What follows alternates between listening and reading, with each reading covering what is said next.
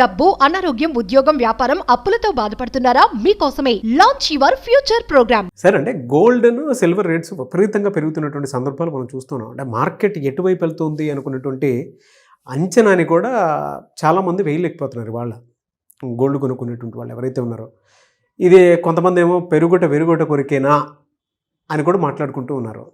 అంటే ఎంటైర్ ఈ gold concept మీద ఈ పెరగటము తగ్గటము, అంటే కొంతమంది డైలమాలో పడిపోయేటువంటి విషయాలు చూడటము ఎలా, అంటే ఏ విధంగా మనం చూడాల్సినటువంటి అవసరం ఉందంటారు? నువ్వేమి అనుకోకపోతే నేను ఒక మాట అడుగుతాను. Okay sir. నాగరాజు, ఈ సంవత్సరం అంటే 2025 అనుకో, నువ్వు ఎన్ని కిలోలు బంగారం ఉన్నావా? Let us have a discussion about that. నువ్వు ఒక సామాన్య మానవుడే, నేను ఒక సామాన్య మానవుడే, మన కెమెరామెన్ కూడా అదే పనిలో ఉంటాడు. అందరం కూడాను selling in the same boat. నేనైతే కొనలేదు. నేనైతే 1 గ్రామ్ గోల్డ్ ఒక 4 కొన్నాను సార్. ఇప్పుడు కాదు, అది ఇప్పుడు గోల్డ్ రేట్ తగ్గాయని చెప్పేసి లాస్ట్ ఇయర్ చెప్పినప్పుడు 1 గ్రామ్ గోల్డ్ ఒక 4 కాయిన్స్ కొన్నాను. అంతే కదా? అంతే. నేనైతే స్వతహాగా అంటే 4 గ్రాములు కొన్నావు. నీ కెపాసిటీకి 4 గ్రాములు కొన్నావు. నేనైతే లాస్ట్ ఇయర్ అది కూడా కొనలేదు. మా వాళ్ళు ఏదో మలబార్ గోల్డ్ ఏదో స్కీము సంగతి సమాచారం అన్నారు. ఆ స్కీమ్కి ఏదో కట్టాము, వచ్చింది, కొనుక్కున్నారు. అది కూడా లాస్ట్ ఇయర్ కాదు, బిఫోర్ లాస్ట్ ఇయర్ అయిపోయింది. ఈ గోల్డ్ రేటు పెరిగిందా తగ్గిందా ఏమిటి, వామ్మో వాయ్యో అని గుండెలు బాదుకోవాల్సిన అవసరము నీలాంటి వాడికి నాలాంటి వాడికి అని ఉందా? నేను లాస్ట్ ఇయర్ కొనలేదు, 4 గ్రాములు కొన్నావు. నాకు ఎందుకంటావు? గోల్డ్ పెరిగితే ఏంది తగ్గితే ఏంది? భారతదేశంలో నాకు తెలిసి ఒక 34,000 టన్నుల గోల్డ్ ఉంటుంది. అందులో 25,000 టన్నులు అనేటువంటిది నీ దగ్గర నా దగ్గర ఆభరణాల రూపంలో ఉంటుంది. ఇంకా తిరుమల తిరుపతి దేవస్థానము, అనంత పద్మనాభ స్వామి అనేది తెలిసిందే కదా. అవును. ఇట్లాంటి వాళ్ళ దగ్గర ఏంటంటే ఇంకొక 4,000 టన్నులు 5,000 టన్నులు గోల్డ్ ఉంటుంది. ఒక 700-800 టన్నులు రిజర్వ్ బ్యాంక్ దగ్గర ఉంటుంది. ఈ మధ్యలో ఐ థింక్ రిజర్వ్ బ్యాంక్ వాళ్ళు కూడా ఒక 50 టన్నులు 60 టన్నులు గోల్డ్ కొన్నారు. కరెక్ట్గా నాకు ఫిగర్ గుర్తులేదు. 50+ టన్స్. సో ఇది టోటల్ పరిస్థితి. మన ఇండియాలో గోల్డ్ ప్రొడక్షన్ లేదు. ఒకప్పుడు కోలార్ గోల్డ్ ఫీల్డ్స్ ఉన్నాయి. ఆ కోలార్ గోల్డ్ ఫీల్డ్స్ అనేది కర్ణాటకలో ఉన్నాయి. అవి ఫస్ట్ కనుక్కుంది ఎవరో అనేసి అంటే బ్రిటిష్ వాళ్ళ కింద పనిచేసేటువంటి ఒక సైనికుడు ఆస్ట్రేలియాలో ఉండి అతను ఇండియా వచ్చి ఆ గోల్డ్ మైల్స్ని ఆపరేట్ చేయడం మొదలుపెట్టాడు, పర్మిషన్ తీసుకొని. అంత హిస్టరీ ఉంది దానికి. అక్కడ మాత్రమే మనకి బంగారం దొరికేది. అందులో బంగారం తీయాలి అంటే ఖర్చు ఎక్కువ అవుతుంది అని ఆ మైన్స్ని కూడా మూసేశారు. ఇప్పుడు మనకు గోల్డ్ అనేటువంటిది లేదు. దుబాయ్ నుంచో, లండన్ నుంచో, సౌత్ ఆఫ్రికా నుంచో, అక్కడి నుంచో ఎక్కడి నుంచో గోల్డ్ ఎక్కడైతే దొరుకుతుందో ఓపెన్ మార్కెట్లో కొనుక్కోవాలి అంతే. 100% ఇప్పుడు మనకి గోల్డ్ మొత్తం కూడాను దిగుమతి చేసుకునేటువంటిదే. అవును, చూస్తుంటాం కదా మనం అప్పుడప్పుడు. శంషాబాద్ ఎయిర్పోర్ట్లో వాడు బూట్లలో పెట్టుకొని వచ్చి ఆడ పెట్టుకొని వచ్చి సినిమా కూడా చూసాంగా. డ్రగ్స్ గోల్డ్ లోపల కడుపులో పెట్టేసి వాడిని చంపేసి సంవత్సరం చేసిన సినిమాలు కూడా చూసాం కదా మనం. ఎనీహౌ, ఇండియాలో బంగారం ప్రొడక్షన్ లేదు, అంతా కూడా ఇంపోర్టెడ్. స్టాటిస్టికల్ ఫిగర్స్ నేను చెప్పాను. మరి ఇప్పుడు ఈ పెరగడము తగ్గడము ఎందుకు జరుగుతుందంటే ఇది కేవలం ఒక 5 మంది 10 మంది చేతుల్లో ఉండే వారం. పక్కా గ్యాంబ్లింగ్ అనమాట ఇది. పెరిగేటప్పుడు ఎందుకు పెరుగుతుంది అంటే తెలియదండి. ఎప్పుడు తగ్గుతుంది తెలియదండి. ఎంత తగ్గుతుంది తెలియదండి. అసలు తగ్గడానికి అవకాశం ఉందా తెలియదండి. ఎవరికి ఏమీ తెలియదు, కానీ ప్రతి ఒక్కరు దీని గురించి మాట్లాడతాడు. ఇది మన దౌర్భాగ్యం, ఇది మన దరిద్రం. అది మన చేతుల్లో లేదు. అది ఆ లండన్లోనో దుబాయ్లోనో వాళ్ళ చేతుల్లోనే ఉంటుంది, కానీ మీ చేతిలో నా చేతిలో లేదు. ఓకే. మరి ఎందుకు పెరిగింది అంటే అలా పెరిగింది అంతే. మరి ఎందుకు తగ్గింది అంటే గ్రాము లేదంటే 10 గ్రాముల స్టాండర్డ్ తీసుకో. 10 గ్రాములు అనేటువంటిది 50,000 60,000 ఉన్నప్పుడు అది అలా పెరిగి ఐ థింక్ నాకు తెలిసినంత వరకు 1,60,000 వరకు వచ్చినట్టుంది. అబ్బో పెరుగుతుందంటే జనాలందరూ కూడా ఎగబడి కొన్నారు. 60,000 70,000 80,000 1,00,000 పెట్టి కొన్నారు. ఏది 3 రూపాయలు వడ్డీకి అప్పు తీసుకొని. మరి ఎంతకాలం పెరుగుతుంది? అలా పెరిగింది. ఇంకా పెరుగుతుందంట. అబ్బో ఇంకా ఏంది నీకు పెరిగితే ఏంది తగ్గితే ఏంది? అమ్ముకుందామని. ఎప్పుడైతే వీళ్ళు అమ్ముకుందాము అని చెప్పి అనుకుంటున్నారో అది పడిపోవడం మొదలుపెట్టింది.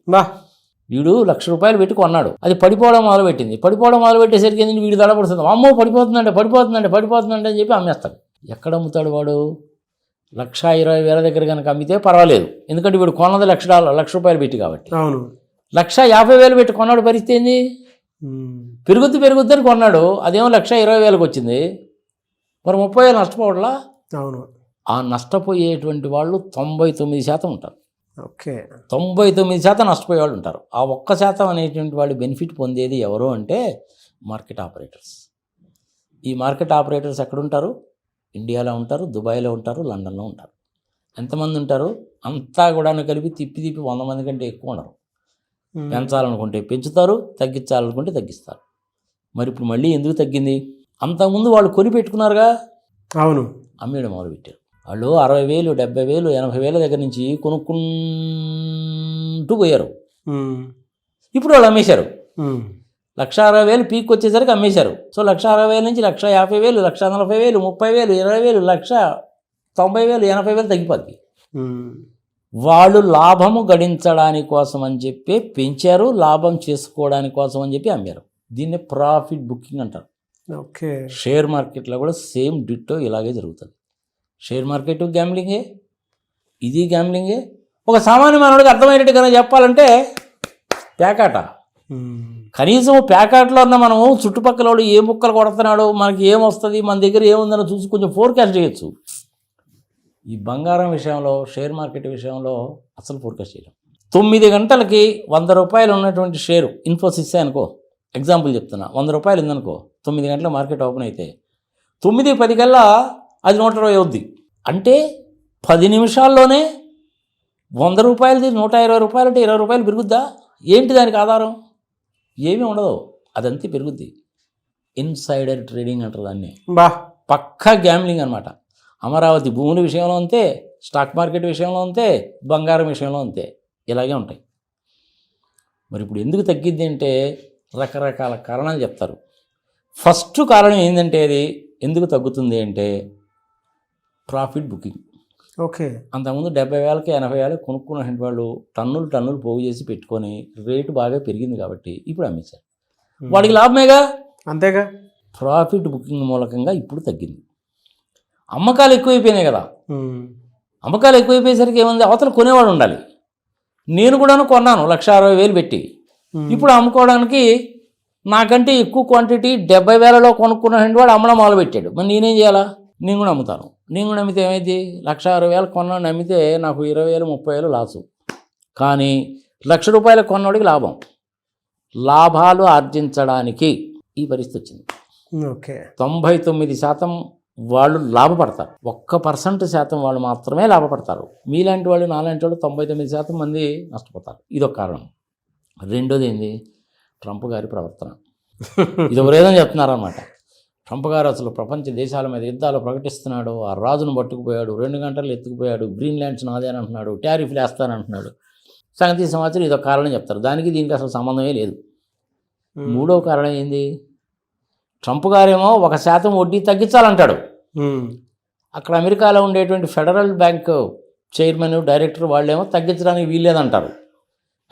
నేను ప్రెసిడెంట్ని, ఏంది నేను చెప్పినట్టు నువ్వు వినలేదని ట్రంప్ అంటాడు. కానీ నా ఫెడరల్ బ్యాంక్ అండి ఇది, ఫెడరల్ రిజర్వ్ బ్యాంక్ అండి ఇది, ఇది ఇండిపెండెంట్ సంస్థ, మన ఆర్బీఐ లాగే. మీరు చెప్పినట్టు ఇనేది కుదరదండి, దేశంలో ఉండే పరిస్థితులన్నీ పరిశీలించి తగ్గించాలా పెంచాలని మేము డిసైడ్ చేద్దామని అంటే వాడి మీద క్రిమినల్ కేసు పెట్టారు. వేరే వాడిని తీసుకొచ్చి పెట్టాలని అదొక కారణం చెప్తారు. ఇట్లా నువ్వు పనికి మాలిన కారణాలు తప్ప అసలు సిసలైన కారణం అంటూ ఏది ఉండదు. గ్యాంబ్లింగ్లో కారణం అంటూ ఏముంటుంది నీకు? జోదంలో ఏముంటుంది చెప్పు? మహాభారత యుద్ధంలో కూడా జోదం ఆడారు కదా, మనకే తెలుసు కదా. అదేంది, ఆ ఎముకలు సంగతి సమాచారం వాళ్ళందరినీ జైల్లో పడేసి ఒక్కొక్క మెతుకు వేస్తే ఆ మెతుకన్నీ పోగు చేసి ఒక చిన్న ముద్ద చేసి వాడు మన సిగ్గుమానకు పెడితే వాడు ఒక్కడు బతికి వాడు బయటకు వచ్చి ఈ కౌరవుల పక్షాన చేరి ఎందుకు వాళ్ళ కొంప ఉంచడానికి ఆ జోదం వేసి సంగతి సమాచారం చూసాంగా. ఇది కూడా అంతే, షియర్ గ్యాంబ్లింగ్. అంతేగాని తగ్గడానికి, పెరగడానికి, నిలిచిపోవడానికి, అలాగే ఉండిపోవడానికి, స్టాటిక్గా ఉండిపోవడానికి కారణాలంటూ ఏవీ ఉండవు. అసలు సిసలైన కారణం ఏందయ్యా అంటే బాగా డబ్బులు ఉన్నటువంటి వాళ్ళు కొన్నటువంటి బంగారము అప్పుడు కాస్త కొనుక్కుంటా బాగా పైకి తీసుకెళ్ళి 1,60,000 దాకా తీసుకెళ్ళి ఇక చాలరా బాబు మనం కొన్నది 1,00,000 రూపాయలకే కదా, 1,60,000 రూపాయలు వచ్చింది కాబట్టి ఇంక అమ్మేద్దామని చెప్పి అమ్మడం మొదలు పెట్టాడు. వాళ్ళకేమో లాభం వచ్చింది, మనలాంటి వాళ్ళకేమో బొక్క పడింది, అంతకు తప్ప ఇంకేమీ లేదు. అదే సమాజం చెప్తారు చావు, అదేదో 100 కాకులను కొన్నట్టు రాబంధు సంగతి సమాచారం అని, ఆ టైప్ అన్నమాట. బా షేర్ మార్కెట్ అయినా ఇలాగే ఉంటుంది, బంగారం అయినా ఇలాగే ఉంటుంది. మిగిలిన కారణాలు ఉన్నాయి చూసావు.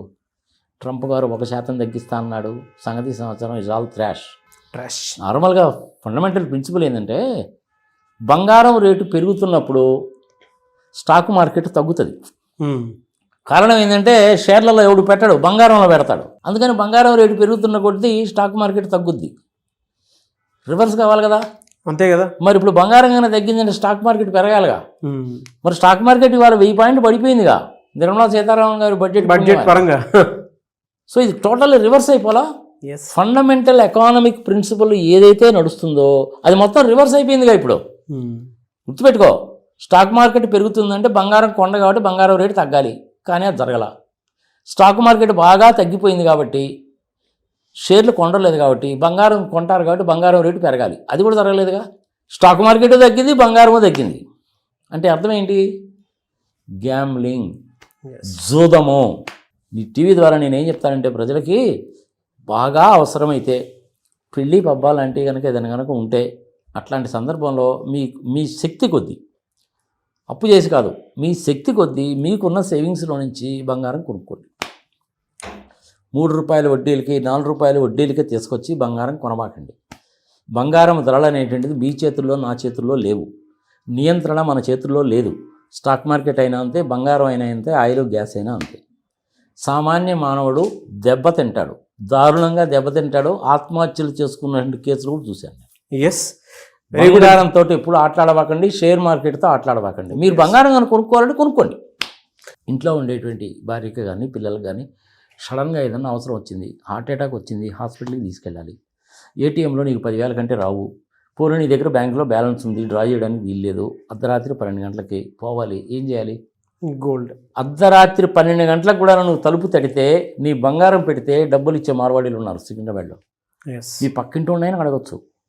10 మందిని అడిగినా కానీ తలా 10,000 ఇచ్చినా కానీ 1,00,000 రూపాయలు అయితే నువ్వు హాస్పిటల్కి వెళ్తావు, మనిషిని బతికించుకుంటావు. అప్పుడు నీకు బంగారం ఉపయోగపడుతుంది. బంగారంతో సామాన్య మానవుడు గ్యాంబ్లింగ్ చెయ్యవద్దు, స్టాక్ మార్కెట్తో గ్యాంబ్లింగ్ చేయవద్దు. ఈ సంగతి నేను ఇప్పుడు కాదు, 4-5 సంవత్సరాల కింద కూడా దీని గురించి ఒక వీడియో పెట్టాను.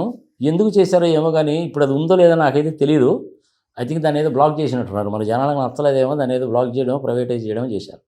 నేను ఫైనల్గా చెప్పేది ఒకటే, అత్యవసరమైన పరిస్థితుల్లో పెళ్ళిళ్ళకి వాటికి వీటికి అట్లాంటప్పుడు మాత్రమే నీ దగ్గర ఉన్నటువంటి ఎక్కువగా ఉన్నటువంటి సేవింగ్ చేసుకున్నటువంటి డబ్బులు పెట్టి మాత్రమే బంగారం కొను. మిగిలిన టైంలో బంగారం గురించి నువ్వు ఆలోచించాల్సిన పనే లేదు. ఇంకొక విషయం కూడా చెప్తాను నీకు. ఇంతకుముందు రెగ్యులర్గా టీవీలో వచ్చేవాడు కానీ కుటుంబరావు గారని స్టాక్ మార్కెట్ గురించి చెప్పేవాడు. ఆయన పెద్ద చదువు గిదువు తర్వాత లెక్కడి కప్పులు ఏదో జిరాక్స్ మిషన్ అది ఇది ఉండేది. చిన్నగా షేర్ మార్కెట్లోకి ఎంటర్ అయ్యాడు, కార్యవాళ్ళతో టైం పెట్టుకున్నాడు. రోజు వచ్చి చెప్పేవాడు అనమాట, పెరుగుతుంది పలానా షేర్ పెరుగుతుంది, అంత పెరుగుతుంది, ఎంత పెరుగుతుందని చెప్పేవాడు. ఒక వారం రోజుల పాటు పెరుగుద్ది, దాని తర్వాత పడిపోద్ది. అది ఏమండి కుటుంబరావు గారు పెరుగుద్ది అన్నారు, మేము కొన్నాం కదండి, పడిపోయింది ఏమిటండి అంటే టెక్నికల్ కరెక్షన్ అండి, టెక్నికల్ కరెక్షన్ అని చెప్పేవాడు. బంగారం కూడా అంతే, పెరిగింది. మరి ఇప్పుడు ఎందుకు తగ్గింది అంటే టెక్నికల్ కరెక్షన్. ఎందుకంటే దాని గురించి డిస్కస్ చేయడం వేస్ట్. ఇంతకుముందు చేసిన వీడియో 6 లక్షల మంది 7 లక్షల మంది చూశారు. అత్యాశకి పోకండి, అప్పు చేసి బంగారం కొనకండి. మీకు దాని గురించి ఆలోచించడం అనేది waste. Thank you sir, thank you so much for the information. Thank you.